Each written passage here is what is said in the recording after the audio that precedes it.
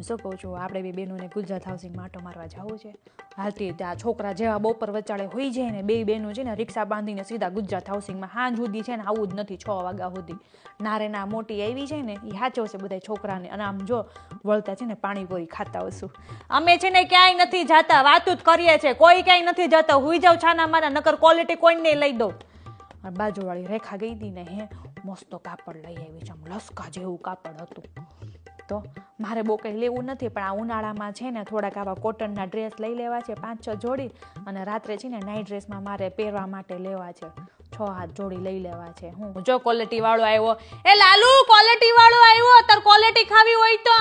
હા તાર ક્વોલિટી ખાવી છે? મારી મેંગો ડોલી, તારી રાસબેરી. હા એક કામ કર, મારી માસીની છે ને મેંગો ડોલી અને એક રાસબેરી, બાકી તમારા લોકોને જેને ખાવી નહીં છોકરાઓને ખાવી. જા જલ્દી ફટાફટ, ક્વોલિટી વાળો વાઈ જાય.